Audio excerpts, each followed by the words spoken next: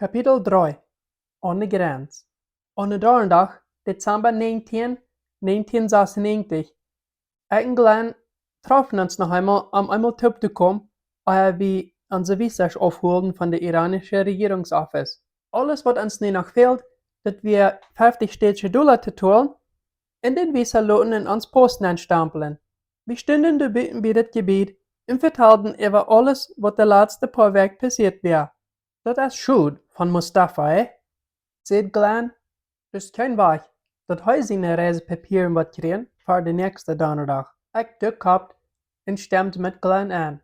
Zo te zijn, wil Mustafa proeft zijn reisepapieren te krijgen, dat wir tröblich en schwer aan te zijn. Als einer, wat in Turkmenistan thuisgeheert, brukt hij gleich een visa, om in Iran aankomen. Aber wenn hij in Iran wil rumreisen, dan brukt hij papieren, wat krak beschreven deuten, wo hij alleween wil aanreizen. En om dat te krijgen, muss hij de iranische regeringsmannen krak zeggen wem hij bezieken wil en wo zo. Mustafa had gezegd gekregen, dat wordt nog but een maand duren, wat hij wil weten, als hij de vrijheid had in Iran in rum te reizen. Dat is te schade, zei ik ganz terughartig. Mustafa wordt ons zo'n grote hulp geweest zijn op de reis. Eindelijk, de gedanken dat we hem niet würden met ons haben, dat hij kan ons helpen überzaten en terugwezen, maakt ons een beetje nerveus. Ik vang aan te wonderen, of hij dat wordt schaffen, contacten te vangen met de Turkmannen in Iran, ohne dat we hem hadden, voor ons te reden. We hadden ook goed geleerd, dat Greg ook niet wordt met ons metkomen. Hij had zijn papier om een visa te krijgen al 2 maal uitgevuld. Jedes Mal, wanneer hij nu zijn ging, dan kreeg hij bloos dezelfde antwoord in papier, wo een rode X-knop gemerkt werd, dat zijn visa niet doorgegaan werd. Wenn hij krak bij dezelfde Iranian office had een visa aangeschreven als ik, scheen zich dat klaar te zijn, dat we doen wen hij een Amerikaner werd. Mir wird het aber doch interessant, dat mij keiner gevraagd had, wie mijn Swiss Pass, wanneer ik ook in Amerika geboren werd. Aber ik ben niet te bezorgd over dat. Dat laatste Mal, als ik in Iran geweest werd, had ik ook mijn Swiss Pass gebruikt en ik had keine Trouble gehad op de grenzen. En ze is gewöhnlich, dit Moram had ook alles geschafft bij de office. Als we door in de office nan ging, noemt de man onze $50 en stempelt onze visa in den Pass nan. De visa leidt ons in Iran nan kom aan de donderdag, den 26. Dezember, eine week wieder. Alles schien sich in de glas te zijn. Glenn fehlt bloß noch die Freiheit von der Lehrergruppe, wo er als Lehrer arbeiten darf. Das wäre ein Keim, und er hat noch immer nicht die Freiheit von seinen Erwachsenen. Dienstag kam, und das wir bisschen gewöhnlicher Turkmenistan Muslim-kontrollter Tag, und Glenn hat immer noch keine Antwort. Ich fang an ganz nervös zu werden. Wenn wir nicht würden nu reisen, wenn wir können, da würden unsere Visas uitdrahen. Schließlich, nummer, dann ging die Stufe der op. Als ik opmerk, stond Glenn door met een grote Schaftigkeit von ein über das andere. Ich habe schließlich Freiheit gekregen, ruft Glenn uit.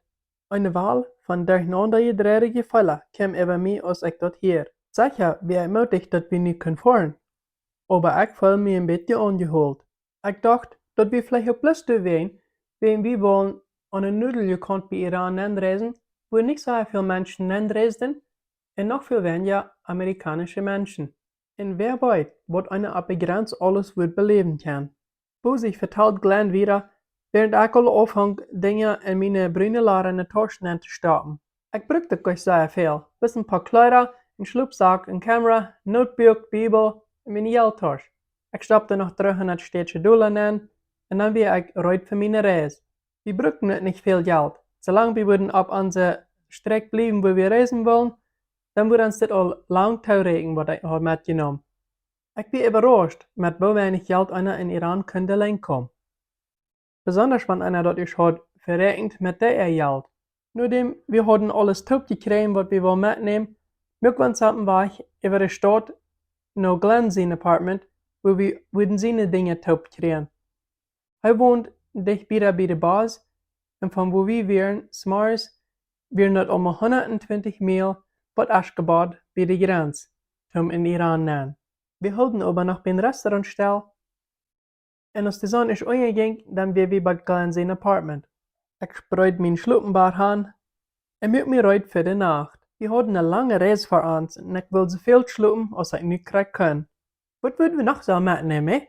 Dat is de nächste ding wat we moeten uitvingen, zei Glenn, als ik mijn sloepzak eruit maak. Hij strekt uit naar een boek wat hij door de bank had. Dat weer een christelijk boek in Persian geschreven. Wat leest u? Zullen we dat metnemen? Vroeg Glenn. Seine vrouw vond ik überraschend. We waren ja op een reis om zijn contacten te vinden om in Iran met mensen van Jezus te vertellen en niet om door zijn Bücher te schmuggeln. Ik ben ganz dafür, Bücher mit te nemen, zei ik, aber nicht op deze reis. Een paar Bücher zoals dat kunnen ons in jail brengen. Glenn duckt. De vrouw is, zullen we op deze reis Bücher mit schmuggeln, oder zullen we bloß contacten vinden, zodat Leute kennen? De Turkmen Christen teruggaan om door de goede nieuwigheid te brengen. Good point, zei Glenn. Aber ik moet toestaan, dat is een beetje een schande, dat we niet ook al kennen wat met nemen. Oder dit dan? En hij noemde een CD-rit van dat Jezus-movie. Ik dacht een beetje over mijn laatste reis in Iran nemen. Die hadden mij niet aan mijn körper gezegd. Ik geloof, vielleicht würde het al schaffen zijn, een CD over de grens met te nemen. In paar Minuten wieder, dann bin ich all in mein Schlupfsack gekropen. Wenn ich aber auch meint wär, der Schlupf will nicht kommen. Als Glenn all ganz ruhig schneiden deed, leg ich durch besieden Bar auf der Flur in mein Schlupfsack und dreht mich von einer Seite nach der andere. So wat nu, fängt das Unkas all an, in mein Buck an schwarz zu werden und mein brennende Mehl. Seine Städte schlupen, fängt ich in mein Kopf an zu denken, würdet alle können gehen morgen. Als der Nacht sich so vorbeischlappt, kann ich hören, wo ein paar Bleik auf der Fahrt der Fahren deuten. Klock 3 de Nacht, der war der Nober seine der mit einmal tau. Und ein Mann und eine Frau fangen an, sich gut zu brüllen. Schließlich, Klock 4, damit einmal Weg eingeschlagen. Bloß, am Klock 5 war abzuweichen. Glenn sein Phonealarm wie angegangen. Ich schlapp mir eben Bad dreht, als meine Augen langsam auffangen, das Licht war gewarnt zu werden von einem Stub. Dat wir nicht nötig, dass mich antreiben darf, wenn ich hat meine Kleider gestern bis angehalten. Du wen direkt bis die Kleider mit durchstrecken mit meine Hängen. Mir fehlt doch kein Frühstück. Wenn's mein Onkas wir in der Mehl immer noch zu sperren. Du wir auch kein Teil, was wir uns merken können. In den 15 Minuten müssen wir all in dem Apartment büten sein. So ging ich bloß in den Bootstube an, spült mein Gesicht mit kaltem Wasser auf. Euer wie ging, deuten Glenn und ich noch zu beten. Wir frühen Gott, dass er uns wird beschützen ab dem Weg und sicher über die Grenze kommen. Und hängen weiß, Freunde zu merken, wo immer wir Menschen treffen. Schließlich wird es Zeit, nach der Bus zu gehen. Ich trat mein Bein nicht an und nahm dann das Jesus-Video und stoppte in meine Pfoten an. Ja, kannst du das sein? Frug ich Glenn. Sieht ganz normal zu mir, sagt Glenn und schaut ober mit seinem Kopf. Okay, wir sind weg. Direkt und mögte der ob. Glenn deed seine Schildtasche über seine Reihen und kam mir hängen ran. Er mögte Licht uit und schloot der Tau. Buiten, wo es so halb Tag war, sahen wir bloß ein paar Menschen. Wir gingen die Publik, bei der grote Gas, und das wird nicht schwer, ein Taxi zu finden. Meistens jeder Fahrer, was du wir, wird auch stillhalten für die. Für ein paar Dollar freden die sich als Eier, die mitzunehmen, die Hand zu führen, wo die Hand was. Und diesen Smars brauchte ich all nicht mal noch ein Raupen. Aber wie bei der Kant werden, hielt er all ein oller, rischer Wolgastell vor uns. Ein Mann mit grauem Haar und einer roten Nase lehnte über und mögte Fenster ab. Fehlt Ihnen wo Hand zu führen? Frug er ganz höflich in sein Turkmen. Jo, Dankeschön, sagt Glenn, und er mögte der ab. 10 Minuten später, dann wir sicher bei der Aschgabat-Bus-Station angekommen. Ich ging nur drin in das Gastenlicht und kickte meine Hand an, dass wir kreiklock saßen Marius. Da waren 3 Gruppen von Menschen, die in der Dienstnis standen. Glenn und ich gingen in die Gruppe, wo das sehr Machad. Wie sieht's aus? Wir waren eine Dutz andere, die in der Base leben. Ich stand still und besach mir die Menschen. 2 Frühes, wo sie als gewöhnliche Moslems eintragen werden mit ihren kleinen Holzbänger. Und wie sie die standen, mehrere junge Männer mit Plastische Dinge, wat zij wollen verkopen, tupgebung met een band. Nog eer wie te entwem wat zeggen können, kwam de witte, schokkelende, regende baas en hield voor een stel en alle stevie aan. We kregen nog maar groots aan zijn taschen, bij het sloppe taschengestel neergepreld, dan benorden de Jeersluis en de baas vang aan te moven en luid een zwarte rookwolk hingen aan. Als we zo durch de gassen fuhren in Aschgabat, vangt de eerste morgenlicht aan durch te komen en deze stad waar de mensen groots vang op te wijken. Wat we de stad verloten deiden, dann wird die Sonne ganz abgegangen. Dat wird mal 30 Meilen von dieser Stadt bis an die Grenze. Aber das wird uns eine halbe Stunde, so wenn wir die Stadt verloren haben, fuhr wir ab der Kapitel Berg ab, wat de zwischen Turkmenistan und Iran ist. Die Dieselmotor stehend und braumt für jeder Meile, wat wir fuhren. Für so busig als wir fuhren deuten, dachte ich, das wird almost all dies sein, aber wir würden bald mal schade sein. Das langsame Fahren gibt uns aber Zeit, diese andere Reisende kennenzulernen. Die meisten von denen waren Businessmenschen, die dann ab in Iran fuhren, durch ihr Plastikdinger zu verkaufen oder ihre Kartenballs, die sie hatten in brennende Papier angewickelt. Ein von den Männern erklärt, dass die Walvi in Iran dazu gebraucht, um das Kleidungsstück zu merken, was die früher das gesagt hatten. Die anderen Mitfahrer wollen aber auch wissen, was zwei seine westlich uitlatende Männer wollen in Iran tun. Glenn erklärt dann, dass wir ab in Iran fuhren, durch seinen Menschen zu finden, mit denen unsere Turkmänner Freunde können Tischerieren treiben.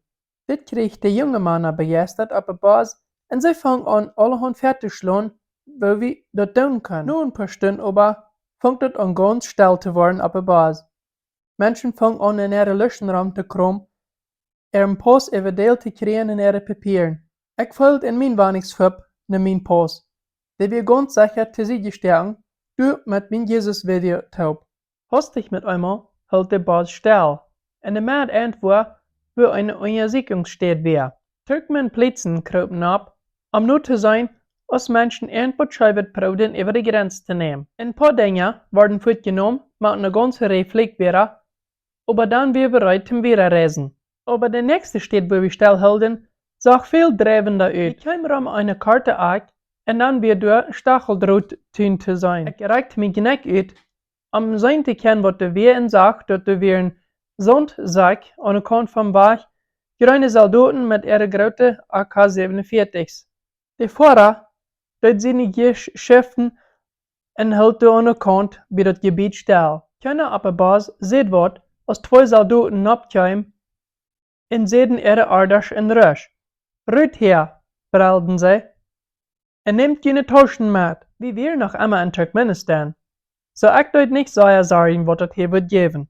Ich bin sicher, dass wir bloß ganz was gewinnen wird, und die würden wollen sicher merken, dass keiner in Turkmenistan wird rütreisen, ohne die rechte Papiere zu haben, in Iran zu kommen. Alle Mut wird zugleich. Doch wohl zu sein, schwindelt zu tun, was der Soldat verlangt hat. Ich nahm meine Tasche von der Boven rauf und stellte mich auch in der Lane von der Bas rauf. Im betteren kalten Wind püste meine Beine ram. Nu wünschte ich hatte mir lange Unterbächsen eingetragen und meine warme Bächsen. In einem warmen Haut, wo Rücksempfänglich war, wenn's meine Ohren betäubten Fuß von den kalten Wind, wo der von der Boy raufkam. Dort sitzt der Sente von der noch einmal nicht ob, sehr ein von der Basmatfahrer, als wir so an der Kant bei das Gebiet ans Proben abzuwarmen. In einer leeren Stamm sehr ein anderer. Wach bloß, aber die waren aber bald Umfang. So hast du noch nicht gesehen. 15 Minuten später verstand ich, was er meint. Eine Gruppe Soldaten kam rauf ab zu der Basis, sie ist hungrige Eimsje. Sie nahmen die Fenster los, knallten bei der Reifenraum, sie nahmen sogar die Lichter raus und kickten durch Hänger. Die siegten die Drugs. Ich habe aber noch niemals gesehen, dass die gefangen haben, sagt ein freundlicher Mitfahrer zu Glenn und mir. Missbild ging der auf bei das Gräbegebiet und wir stellten uns alle in eine Lane. Glenn und ich stellten uns meist ganz hinhauen, was dann so rumrad ging in das Gebiet nennen. Nur 10 Minuten, als der Lane nicht gemoved hat, so dass ich und Glenn können nachkicken, was passieren wird. Ein bei ein sahen wir, wo unser Partner der Papieren durchgesehen wird, der Taschen ganz durchgekrümmt wie einen schmalen Dashtor. Ein Soldat kijkt über die Papieren von einer Person und wenn er ist zufrieden wird, dann weiß er zwei andere Soldaten, die sollen die Torschen durchsehen. Sie mögen dann die Torsch ganz ladig und dann wird alles durch sein. In die Torschen wird dann gekickt, aus der rechte Pfoten wären, wo sie irgendwas mit den Hand verstärken. Nachdem ich das ein paar Mal so gekickt habe, wird ich ganz nervös. Wenn hier so, ab diese Grenze, was noch in Turkmenistan wäre, so soll durch sein wird, wo würde es dann sein, wenn wir würden in Iran kommen? Mit einmal kann ich dort Jesus-Video spielen in meinem Phone. Ich wundere, was der Soldat dort wohl finden kann. Wo wird mit uns passieren, verschalte ich zu Glenn, wenn die dort was finden? Ich weiß das nicht, antwortet er. Die Soldaten siegen noch so durch, ja? Was denkst du, was sollen wir tun? Ich denke, wir sollen sein, wo wir dort Jesus-Video loswerden. Dass es dort nicht wird, unsere ganze Reise zu verdorben, bloß wegen ein Video. Glenn gehabt. Aber wo? frug er. Laut es ab zu mir, sag ich. Aber ich fühle mich lang nicht so sicher, als ich dort hier. Ich kick mir um, wo ich dort Video wird laden kann. Aber in das Gebiet wir noch nicht was. Ich fühle, wo die ersten Soldaten ab zu mich kicken deuten. Gott, please help me. Was soll ich tun? Und mit einmal hat ich nicht gedacht. Ich könnte den Buchstaben gehen, was da bieten wir. Ich kickte der Red über den Hof, wo an der anderen Kant das kleine Häuschen stand. Glenn, seit today, mir fehlt nur der Buchstabe, und ich kann aber nicht Turkmen reden. Glenn stoppt verweg und redete den Soldat, was dort dicht Bieste stand. Der Soldat kickte mit Pfannig, und dann weiß er, ich soll rausgehen. Er kam ein ganz eng mit mir mit. Als ich dann in das kleine Häuschen war, mögte der vom Bandtau und mit durch ein anderes Gefühl nahm ich dort Video aus mein Wohnungsverbot. Und einerseits wie ich ein bisschen enttäuscht in mir selbst. Während einerseits wie ich nicht im Bruder Andrew, was ich will, viele Dinge plötzlich über die Grenzen mitzustellen. Und andererseits dachte ich aber so, das wäre wirklich nicht nötig. Bloß mit einem Video, diese ganze Reise zu verdorben, seinen Kontakten in Iran zu finden. Ernst was überzuschmuggeln, wird das Moram einfach nicht ans Ziel. Das Video mögen gelöst, als das in das Sekretärenhaus abkam. Als das Video ist weich wäre, fällt es mir viel besser, als ich ging und wir waren in einer Landstelle durch Glenn. Glenn war all ganz dicht bei den Dash und ich gab Glenn den dümmsten Heich, dat alles weer fein. Als het eerst bij mij weer, gaf ik mijn Swiss Pass aan en leed mijn zaken door den Dash ab. Der Soldat dreht durch meinen Pass, als hij door bij de stad kwam, wo mijn Visa gestampelt weer für Iran.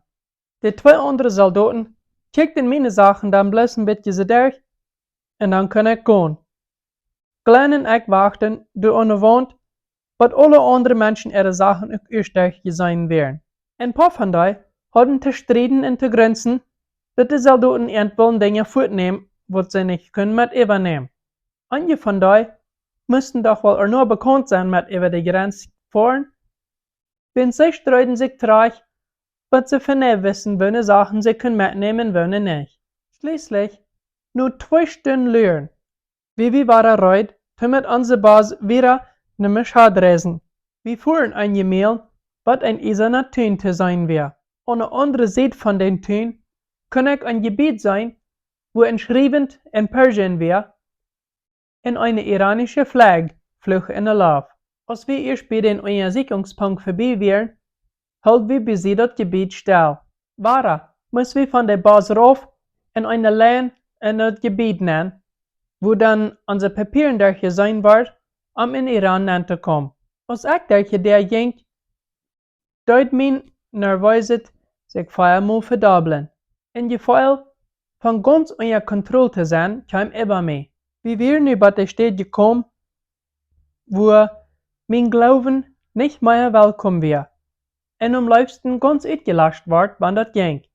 Als ich mich zurückkicken dort nach Turkmenistan, merkte ich, dass durch eine Witte Toyota Van über die Grenze kam. Dat wir fragen, zo'n nieuwe van is dit te zijn in Iran. En ik kijk om ik wat zijn kan, wer du weer. En ik zag 2 Männer. En mir wieso, ich hatte auch euer wo sein. Aber mir können nicht beifallen wo. En dan val mir dort bei, wo ich de gesehen har, en mir ward auch wel. Ein von de junge Männer, wie kriegt de, wat er bij de Iranien Regierungsoffice gewast wär, als ich für mein Visa eingeschrieben har. Wo sonderbar, dat de krieg hier nu wird sein, nur dem wir mit der Bus über die Grenze gefahren sind. Ich dreht mich dann über 3, während wir grüß wären bei das Gebiet hingegangen, wo wir nu wären angekommen. Ich kijkt in de Stube raam. Ein grote Bild, wat van boven wordt ingereikt, hangt an eine Wand von der Ayatollah Khomeini. Wir hatten in der Zeit, das Bild zu besehen, was wir schließlich erst über eine Stunde gewacht hatten, um nur den offiziell zu kommen, was unsere Papieren würden durch sein. So ist immer, wird meine Papieren uitgefällt, aber alles ging glatt. Nachdem wir den Datum en ons pas hadden angestempeld kregen, werd ons in een andere stoel aangelegd, wo meer papierarbeit naar ons leert. War kein Trouble, zu meiner Erleichterung. De Plitz kijkt meest nicht mal in meine Taschen an, en bald zat ik 3 in de Bas bezig glen. Andere kwamen ook op de Bas nap, en zaten ihre Taschen boven waren han, en zaten zich op de banken door. De man, wat zich hier aan stoel zaten daar, kijkt nu glen zijn pas, en dan zegt hij in Turkmen wat.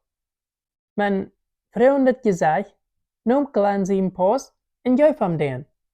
Ze blätterten door derg, en bald wordt irgendwas verteld. Nu een paar Minuten kijkt Glenn naar mij met een versterendes gezicht. Wir sind noch nicht fertig, sagt hij. Er soll noch ein Papier sein, wat er soll ingeschrieben sein, en sagt, wieviel Geld wir in dit Land nemen brengen. En wir haben dat nicht, en dat is sehr wichtig. Glenn en ik stehen waren von der Bus rauf. Nachdem wir im Postdeck gefragt hadden, fangen wir dann der Stadt, wo wir in eine rechte Lijn stehen können, um so ein Papier zu kriegen.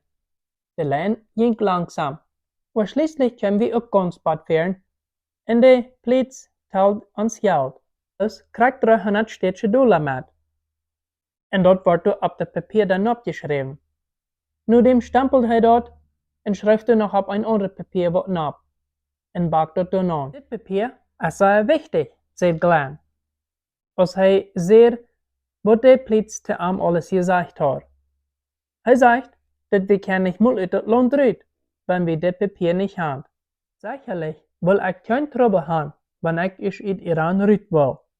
So nahm ich das Papier ganz vorsichtig und stoppt das in mein Postplan. Yes, roept ich uit zu Glenn, als wir waren erst auf der Bus absteigen, hoffentlich zum letzten Mal. Wir haben das gemerkt. Nu wir ich ganz erleichtert. Das Schlechteste wir nicht hängen uns. Wir haben unsere Permits, dass wir können ganz frei in Iran rumreisen. In 2 Wochen würden wir 3 in Turkmenistan anreisen, hoffentlich mit Kontakten gefunden zu haben hier in Iran. Dann können unsere Turkmen-Freund uitpingen, wo wir können die gute Neuigkeit in Iran ankriegen.